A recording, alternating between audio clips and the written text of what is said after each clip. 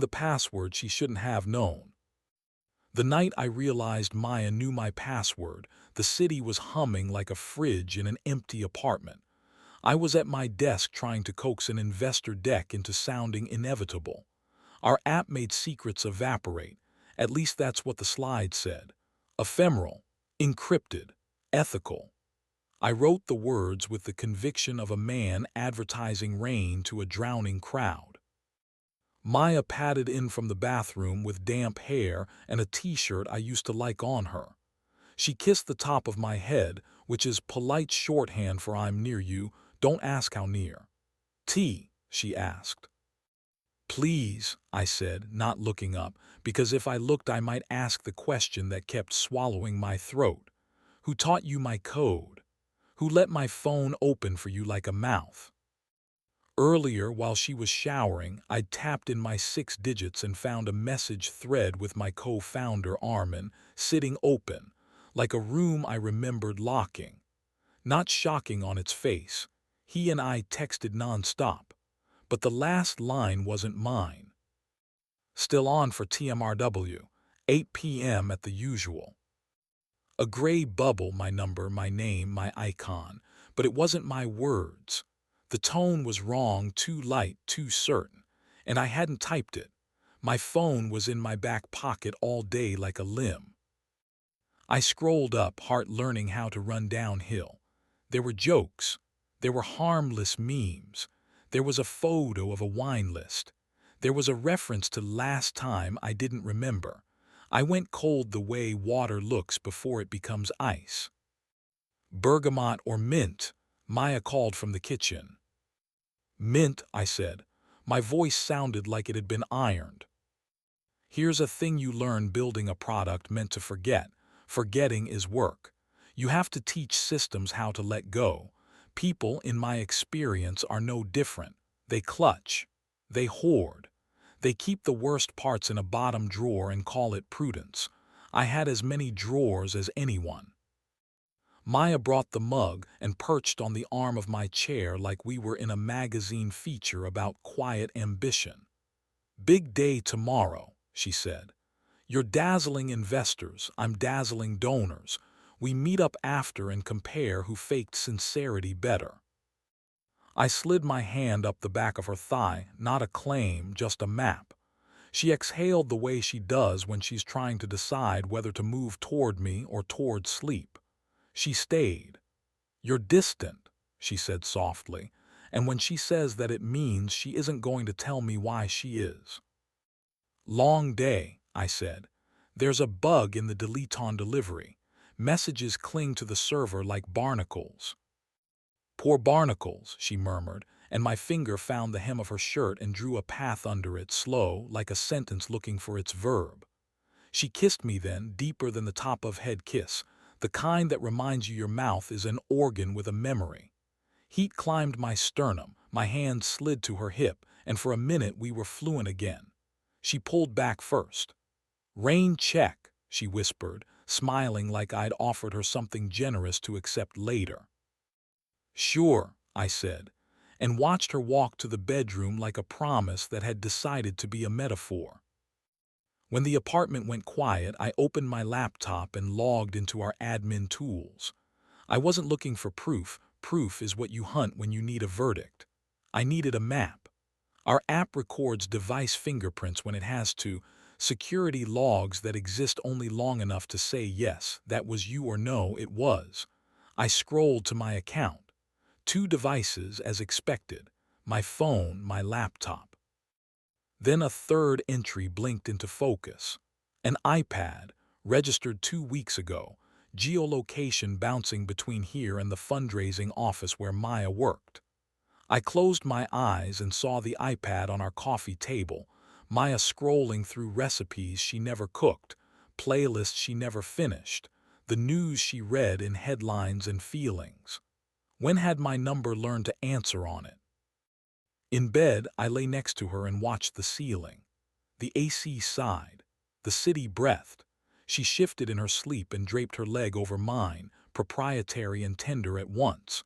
I thought about the wine list photo, the faint watermark of the restaurant where Armin and I used to blow off steam after product launches. The usual could have meant that bar. It could have meant something else entirely. I imagined them at a corner table where they couldn't decide whether to sit opposite or side by side. I imagined his laugh, low and quick. I imagined her head tilt, the one that makes people believe she agrees with them even when she doesn't. I imagined the gravity between two people who share not just a person, but the hours around him. At 2:17 a.m. I got out of bed like I was leaving a crime scene and went to the living room. The iPad lay there, face down like all our devices lately, the new etiquette of secrets. I turned it over.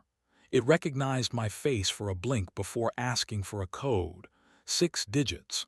I typed mine. It opened like a door that should have resisted. Messages, a pinned thread with Armin at top. 3 dots. Maya had named it strategery like a joke. The last exchange. A still on for TMRW. 8 p.m. at the usual. M, yes, he's presenting late. 9 best. A noted, mint or bergamot. M, mint, always mint. My stomach did that elevator thing where it drops and keeps dropping. It's funny what detail stings. Not the meeting, not the time, the tea. I locked the iPad and leaned my head against the cool window. Below, a couple argued in silhouettes on the sidewalk, their bodies a choreography of coming close and pulling away. I tried to decide which hurt more, that it might be romantic or that it might be simply hot. The answer, like most, was both. There are ways to confront people. My favorite is with information they don't know you have. My least favorite is with your raw skin. I brewed coffee like a ritual against humiliation. When Maya came out in the morning in a dress the color of careful choices, I handed her a mug and said, "What's at 8?" She went still in the elegant way deer do before they choose a direction. "Donors," she said. "Small circle. Why?" "Because Armin thinks it should be 9. She didn't blink. "You logged in. You used my code." "It's your face," she said, and the flippancy told me we were already in the wrong corridor. Then her shoulders dropped a half-inch. "I wanted to know if you double-booked," she said. "You disappear. Sometimes I have to pencil you in around your own life." "It's an iPad, not a diary," I said, but my tone made it a sermon. "Then why do you look like I read a love letter?" she asked, and it wasn't false. In our house, calendars were intimacy, messages were confession. "Because you answered as me," I said quietly. "And because the thread reads like there's a room I'm the shadow in." For a second the mask said, "Choose denial." Then she didn't. "We've been talking," she said. "Not about you, about the pitch. About the way you vanish into glue code and forget there are people glued to you." She took a breath. "And yes, we had a drink. Twice. The bar where you and he used to celebrate being brilliant and broke. We sat in your imprint like squatters and pretended it was harmless." "Did you?" The word wouldn't arrive. Sex sounds so clinical when what you mean is, did you let him memorize the map of your body I'm still learning by heart? "No," she said. "Not with him. Not yet." The honesty of the last 2 words was a grenade she set between us, pin intact, which is another way of saying she hadn't decided whether to throw it. I should have raged.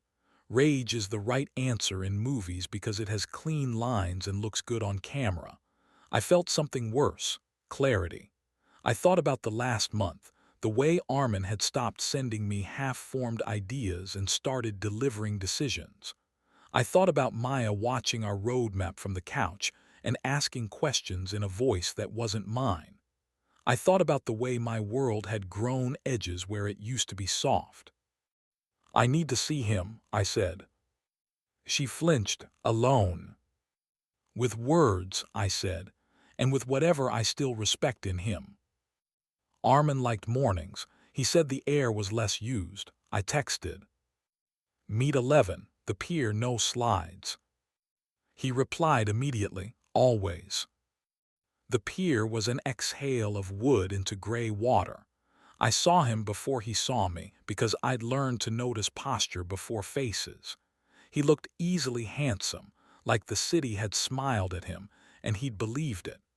I loved him once the way you love the person who knew you when your ambition was a joke. You look like someone who found mold behind a wall, he said by way of greeting. I found my voice on a different person's device, I said. It sounded familiar.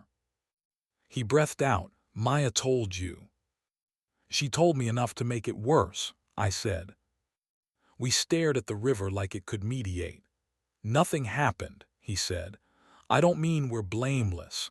I mean we didn't cross certain lines because we spent the whole time describing them. You asked about tea, I said, and the smallness of it sounded absurd out loud. He smiled, regretful. Mint, he said, always mint. You're not sorry you like her, I said.